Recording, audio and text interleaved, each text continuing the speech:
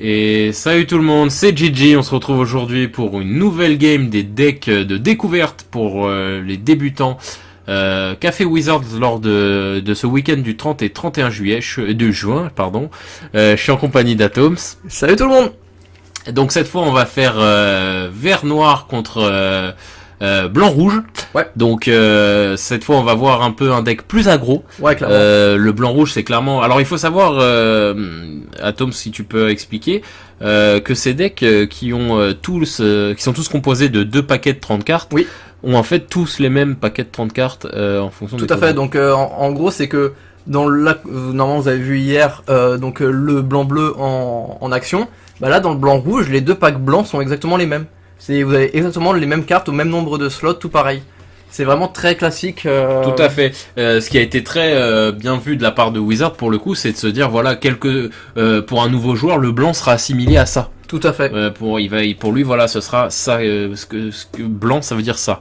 Donc pour pas faire de confusion chez les nouveaux joueurs, en fait, ils ont décidé voilà que les packs blancs seront de cette manière-là pour pas se dire ah mais attends, les cartes blanches de celle-là c'est pas pareil. Et là c'est surtout en plus pouvoir uniformiser et rendre un peu dans le même niveau les packs, parce que si les cartes blanches étaient différentes entre les packs, ça aurait été un peu compliqué, tu vois. Ouais, clairement. Il y en aurait peut-être des packs plus forts que d'autres et ça aurait pu... Tout à fait. Ça choque mon elfe de la noire. Tout à fait. Sans pression, donc ça c'est une très bonne carte pour le coup qui est dans le pack. Ouais, c'est vrai. Je crois que par contre ils ont dû en mettre une. Ouais, un truc comme ça, c'est une ou deux. C'est comme le paquet bleu. Il a une divination. Ouais, une divination, ouais, c'est pareil, une très très bonne carte. Voilà, c'est une bonne carte. Bon, peut-être pas une très bonne carte, mais c'est une bonne carte dans le format là qu'on fait. Très clairement de pouvoir piocher pour 2, enfin 3 pour 2. C'est un peu les cartes emblèmes de la couleur. Et ça aussi, c'est une des cartes emblèmes de la couleur. Gagner des lives, revitaliser. Donc qui va te permettre de piocher surtout, c'est surtout pour ça que tu le fais plus que pour les PEV. Tout à fait. Donc tu vas pouvoir poser encore une fois, celui-là on l'a souvent vu, briseur de ligne, Loxodon. Très bonne carte. Carte sympa du paquet clairement. Donc là j'arrive à mon 4ème land. C'est vrai que cet elfe de la noire de mémoire, le fait de me l'avoir shooté m'avait vraiment mis au fond. Parce que je comptais vachement sur son accélération pour pouvoir faire quelque chose. J'ai vachement hésité, après je me suis dit, ce que tu es en train de te dire, je vais le shooter pour réduire. Parce qu'il pourrait gagner un tour supplémentaire avec son elfe et même le deuxième source de verre. Et en plus, ouais, c'est une deuxième source de verre. Et par exemple, là, j'aurais bien aimé ce tour-ci, sur un tour poser et un loup et lui mettre l'enchantement du chêne. Ouais. Donc là, je peux pas. Je fais la morsure de la souveraine pour revenir 20-20. On pourrait presque voir que la game vient de commencer. Ça aussi, c'est une carte assez typique noire. Hein, ouais, le drain, très clairement. Le drain, c'est typique noir. Tu lui mets un sacré saut au frappeur Loxodon. Ce qui lui permet donc de gagner plus de le vol. Tout à fait, très bon boost. Hein. Donc on rappelle pour ceux qui connaissent pas, le vol, ça permet en fait de ne pas être bloqué par les créatures au sol, avec la seule petite particularité, c'est les créatures qui posséderaient la portée, oui, qui peuvent bloquer les créatures avec le vol. De mémoire, il doit y avoir une ou deux cartes comme ça dans le pack vert. Voilà, c'est ça, il y a une araignée dans le pack vert. Et un mur. Et un mur qui ont la portée, donc qui peuvent bloquer les créatures avec le vol. Souveraine vampire qui va refaire un drain à 3, qui est déjà en plus de ça une 3-4 vol. Ça c'est un que je réexplique ce que fait, puisqu'elle vient de se prendre un lien lumineux. Tout à fait, donc un lien lumineux, ça fait penser aux plus vieux joueurs à des cartes comme pacifisme. Tout à fait. Donc là c'est un pacifisme qui coûte 1 de plus. Moi je comprends pas pourquoi ils ont pas réédité pacifisme tout simplement. Peut-être qu'ils trouvent peut-être la carte un peu forte pour 2. Après ça le mettrait dans le standard. Donc ça le mettrait dans le standard. Après oui, hein, c'est pas pacifisme. Après ça reste quand même un enchantement. Oui, quand on sait que dans le standard on a quand même scellé. Oui, clairement. Bon, on s'égare un peu. Ouais, c'est vrai.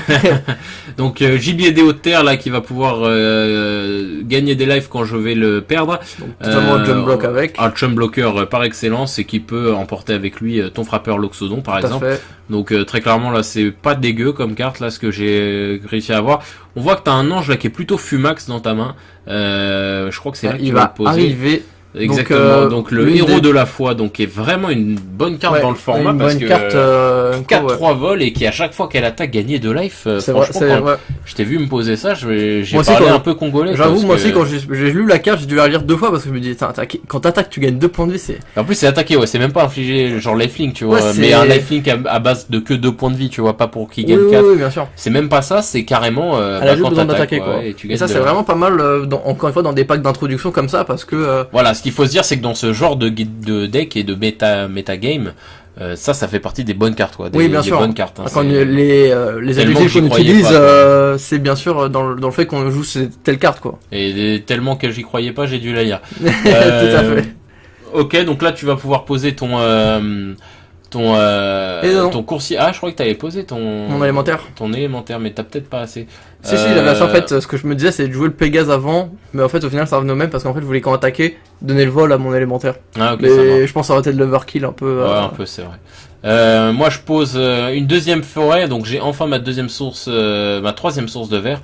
Je vais pouvoir là commencer à faire un tour un petit peu sympa, mais très clairement là, cet ange me pose vraiment problème dans le sens où est-ce que voilà, chaque fois qu'il attaque, bon en plus ça combo vachement en soi parce qu'il a le vol, donc tu peux attaquer impunément, ouais, clairement, gagner des lives, pas avoir peur et m'infliger 4, hein, ce qui est fort quand même dans le format là.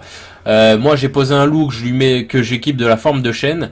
Ça en fait un gros bestiau, mais ça ne résout aucun problème. Tu vas gagner des lives tous les tours.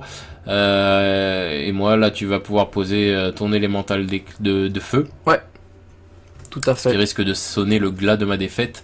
Une 5-4 qui va avoir le vol. Donc avec très clairement Pégase. Là tu vas m'attaquer avec ça. Là tu gagnes 2, je perds 3, je perds 4. Donc très clairement ça fait partie d'une des meilleures cartes là, du deck. Hein. Franchement si j'avais là je voulais mon homicide quoi. En fait le truc c'est que dans beaucoup de formats en fait le vol c'est une capacité assez exotique. C'est triste à dire hein, mais ouais, mais c'est une capacité assez exotique et souvent en fait les joueurs ils ont pas de out ou très peu de out les créatures avec le vol. Et en fait c'est que cette capacité donc elle est très peu utilisée et t'as souvent peu de contre et en fait ça va être souvent le truc c'est que là moi j'ai une tombée à pic en plus dans le deck, il y a une tombée à pic, il y a un homicide donc c'est pour ça que j'ai pas abandonné parce que je pouvais top decker l'une de ces deux cartes qui m'aurait clairement remis dans la game. D'un côté là toutes mes créatures avaient le vol avec le Pégase. Ça le donne à toutes mes créatures. Non ça me donne à une créature précise, à une créature de mon choix. Quand elle attaque, je peux donner le vol à une créature de mon choix. Ah, c'est quand elle attaque, tu peux donner le vol à une créature de ton choix. Tout à fait. Donc tu le détermines au moment de ta phase d'attaque, quoi, vraiment. C'est ça. Ouais, c'est assez fort. Ok. Bon, en tout cas, voilà, c'est comme ça que se finit cette game. Donc, mon noir-vert qui se fait battre. Ouais. Donc, par ton Boros, ton deck Boros. Donc, Boros pour les nouveaux joueurs, hein, c'est le nom donné à la guilde. De l'association en fait de la couleur blanc et chez rouge. Ouais. On appelle ça donc Boros. Et donc moi je jouais Golgari qui est donc le nom donné au vert et au noir. Donc voilà, c'est comme ça que se finit cette game. Donc une victoire de Boros sur Golgari. Demain il y aura une nouvelle game et la dernière d'ailleurs de ces petites games d'introduction. On n'aura pas pu vous montrer tous les packs mais on en aura montré quelques-uns. Ouais.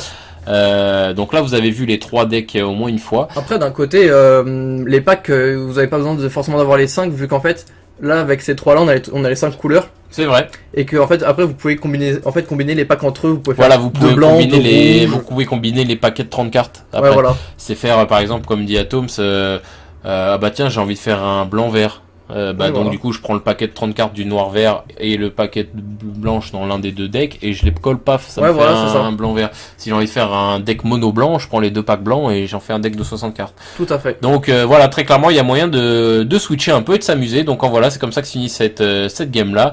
Demain il y aura donc la dernière game de ces petits intro packs. Et puis Atom, ça a quelque chose à rajouter? Bien sûr, liker la vidéo, mettre un commentaire, yes, vous abonner à la page Facebook et à la chaîne YouTube, et surtout partager le contenu là en ce moment, c'est très important. Tout à fait. Et sur ce, on se dit à demain. Salut tout le monde. Salut tout le monde.